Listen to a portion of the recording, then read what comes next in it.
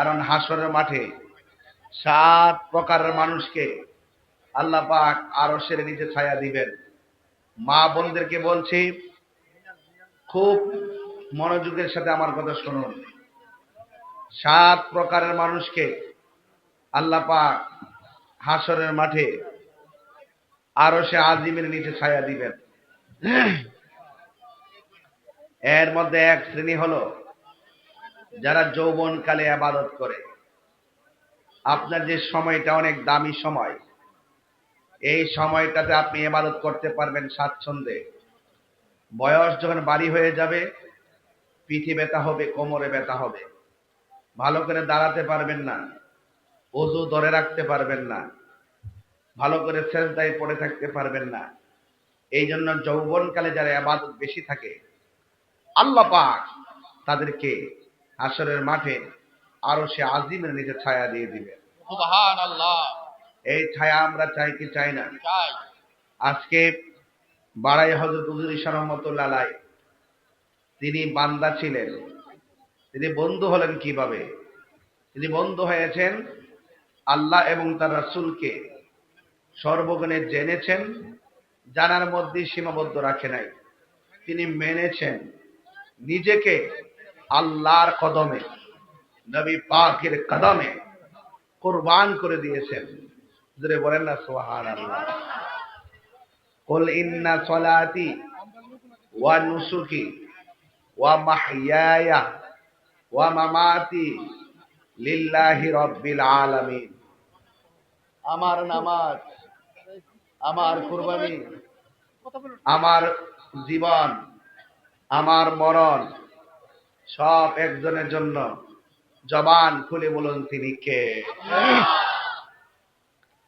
আজকে আমি আপনাদের সামনে আলোচনা করব ছোট্ট একটা সূরার তাফসীর। যে সূরাটা কোরআন শরীফের মধ্যে সবচাইতে ছোট্ট সূরা, আর কোরআন শরীফের মধ্যে সবচাইতে বড় সূরা হলো সূরা বাকারা, আর সবচাইতে ছোট সূরা হলো সূরা কাউসার। সূরার নাম কি? কাউসার। কাউসার কাসীরাতুন কাসরাতুন, এর অর্থ হলো অভূতপূর্ব কল্যাণ, অধিক কল্যাণ, সীমাহীন কল্যাণ, যথেষ্ট কল্যাণ। কাউসার অর্থ হলো যথেষ্ট কল্যাণ। এই কল্যাণ আমার নবীকে আল্লাহ দান করেছেন। সুবহানাল্লাহ বলবেন না? আমাদের ঘরে ছেলে হয়, ছেলেকে নিয়ে যাওয়ার মালিককে। মেয়ে হয়, মেয়েকে নিয়ে যাওয়ার মালিককে। আল্লাহ। কিন্তু আমার নবীকে যখন আল্লাহ পাক ছেলে দিয়েছেন, কাসেম, ইব্রাহিম ছেলে দিয়েছেন, মেয়ে দিয়েছেন ফাতেমা, জয়নাব, কুলসুম, ছেলে মেয়ে দিয়েছেন। এই যে মেয়ে দিয়েছেন, ছেলে দিয়েছেন, কিন্তু ছেলেগুলোকে আল্লাহ পাক ছোটবেলা থাকতে নিয়ে যেতেন। এই মাহফিলে আমি কতবার এসেছি জানি না, অনেকবার আমি এসেছি। দীপু ভাই ইতিমধ্যে বলল যে 18 বছর আগে আমার সাথে দেখা হয়েছে। 18 বছর পর পাশাপাশি আমার ভাইয়েরা, তাহলে দীর্ঘদিন ধরে আপনাদের সাথে আমার একটি সম্পর্ক। আমি শুধু এতটুকু বলতে চাই, আল্লাহ পাক আমাদেরকে যে উদ্দেশ্য বানিয়েছেন, সেই উদ্দেশ্য বাস্তবায়ন করার জন্য আমাদের সকলকে প্রস্তুত থাকতে হবে। সময় চলে যাচ্ছে। এই যে 18 বছর হিসাব দিল, লাইটার শাবাবা ইয়াউদু, যদি সেই দিনগুলো আবার ফিরে আইতো। এই যে সময় চলে গেছে, আর কি সময়টা আসবে? হিসাব তো মিলিয়েছি, কিন্তু একটা দিন চলে গেলে আর হায়াতের হাত খাতায় এই দিন আর ফিরে আসে না। এই জন্য এই দিনগুলো চলে যাবে, ওই দিনগুলোতে আমরা পুঙ্খানুপুঙ্খানুরূপে আল্লাহর বিধানগুলো মেনে চলার মাধ্যমে নিজেকে আখিরাতের জন্য প্রস্তুত করতে হবে। একটা হলো বান্দা, আর একটা হলো বন্ধু। বান্দা আর বন্ধু এক জিনিস না। আল্লাহর হাবিব বলেন, যারা নিয়মিত 5 ওয়াক্ত নামাজ পড়ে তারা খাঁটি বান্দা হয়। আর যারা 5 ওয়াক্ত নামাজের পাশাপাশি বেশি বেশি ওভারটাইম করে, নফলে ইবাদত করে, তারা আর বান্দা থাকে না, তারা আল্লাহর বন্ধু হয়ে যায়। তো আমরা তো নফল পড়বো দূরের কথা, অনেকের ফরজের খবর, তাহলে আমরা খাঁটি বান্দাই তো হতে পারলাম না। বন্ধু হওয়ার স্বপ্ন দেখবো কোন সময়? আমার যুবক ভাইরা, আপনাদেরকে অনুরোধ করে বলবো, আপনাদের এই সময়টা অনেক দামি সময়। এই সময়টাকে আপনি ভালো কাজে উপভোগ করতে হবে। আঙ্গু দেশে দেখবেন ঝগড়া লাগলে হুট করে উঠটা কয়, এর লাগে তোর করে জীবত হয় না, কয়নি? অথচ ছেলে মেয়ে দেওয়ার মালিককে আল্লাহ। এইরকম আঘাত করে কেউ কথা বলবেন না। আপনার ঘরে সন্তান আছে বলে অহংকার করে কথা বলবেন না। যার ছেলে মেয়ে নাই তারা যদি বলেন এই জন্য তোর ঘরে ছেলে মেয়ে হয় না, তার ভিতরটা ভাঙ্গা টুকরা টুকরা হয়ে যায়, যা আপনি অনুধাবন বা ওজন করতে পারেন না। বুঝতে পেরেছেন?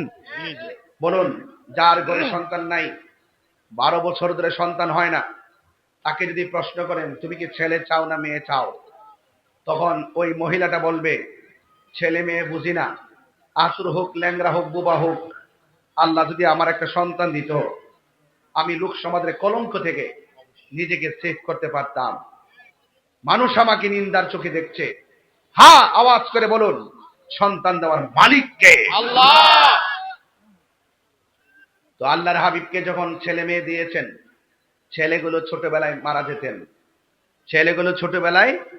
মারা যেতেন, তখন কাফেররা বলতো, আরে মুহাম্মদ সাল্লাল্লাহু আলাইহি সাল্লাম, মেয়েগুলা থাকলে কি হবে, ছেলে তো বাঁচে না, ভবিষ্যতে হাল ধরবো কেডা, উত্তরাধিকার কেডা?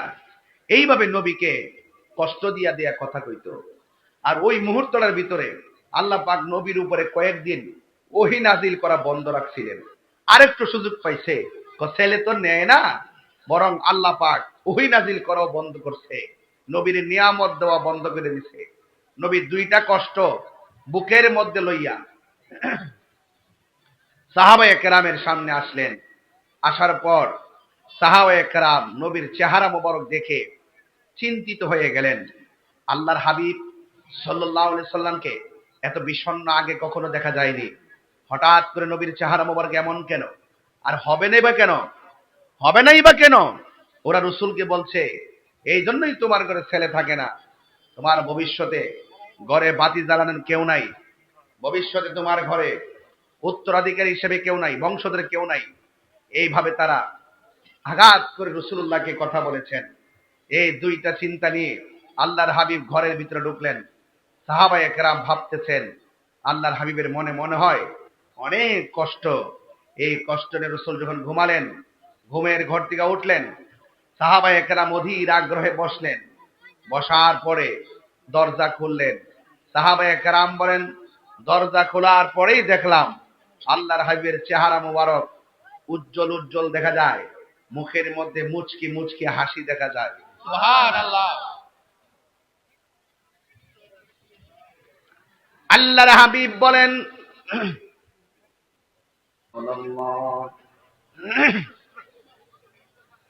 আসসালাতু ওয়াসসালামু আলাইকা ইয়া হাবিবাল্লাহ,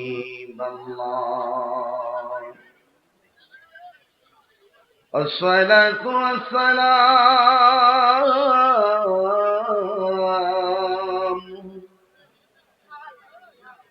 عليك يا شفيع المذنبين،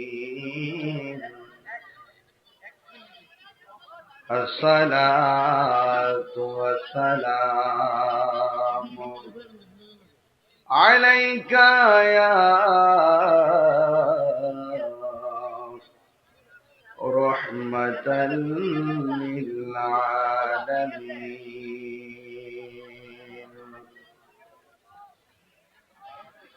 الحمد لله الحمد لله رب العالمين خالق السماوات والأرضين الصلاة والسلام على أشرف الأنبياء والمرسلين وعلى آله وأصحابه وأزواجه وذريته أجمعين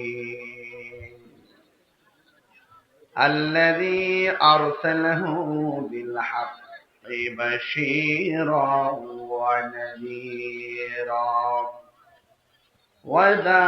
وداعيا إلى الله بإذنه وسراجا منيرا إن الله وملائكته يصلون على النبي يا أيها الذين آمنوا صلوا عليه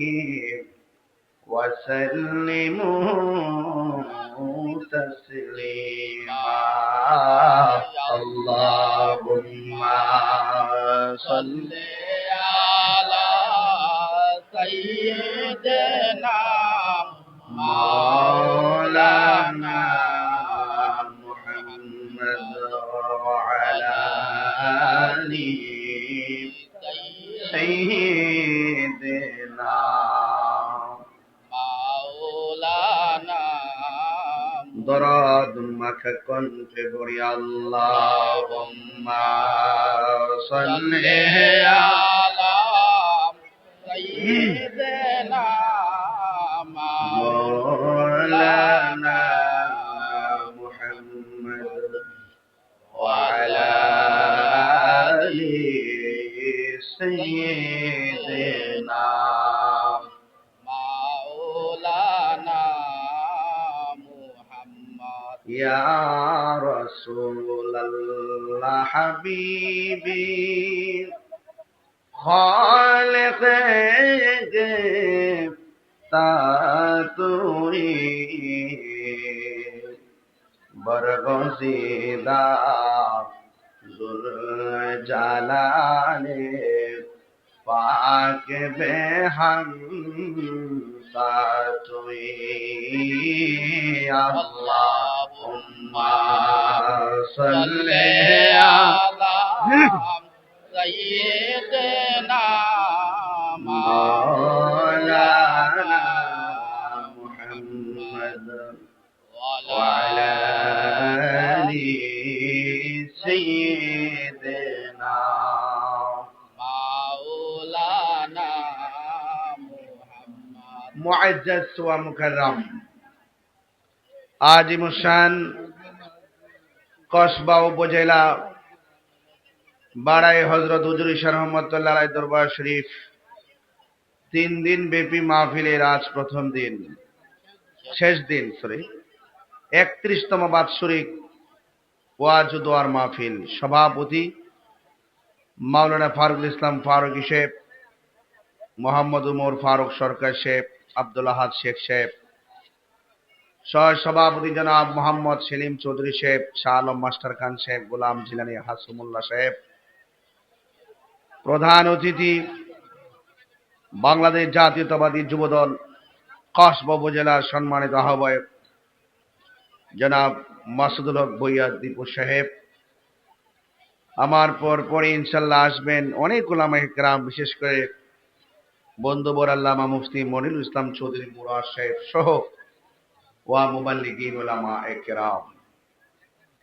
যেই মহান রব্বে করিম আমাদের সকলকে আজ মাহফিলে আসার সুযোগ দিয়েছেন, শুকরিয়া তান সকলে পড়ুন আলহামদুলিল্লাহ। alhamdulillah লাখ কোটি দরুদ ও সালাম ওই নবীজি নূরানি কদম মুবারকে, যিনি হায়াতুন নবী, নূর নবী, গায়েবের খবর দেনেওয়ালা হুজুরপুর নূর সাল্লাল্লাহু আলাইহি ওয়াসাল্লামের উম্মত হিসাবে আল্লাহ পাক আমাদের সকলকে কবুল করেছেন।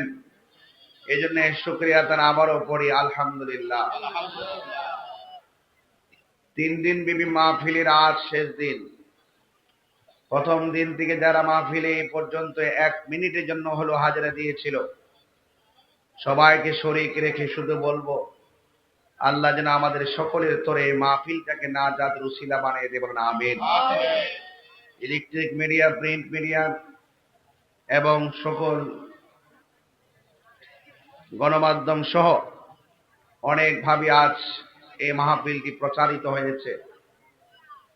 আপনাদের এই বিশাল বড় আয়োজনে আল্লাহর ওলির খেদমতে কদমে আমি এসেছি। আল্লাহ যেন আপনাদের সাথে আমাকেও আল্লাহ পাকের মাহবুব বান্দা হিসেবে কবুল করে, সকলে বলে আমিন। আমিন।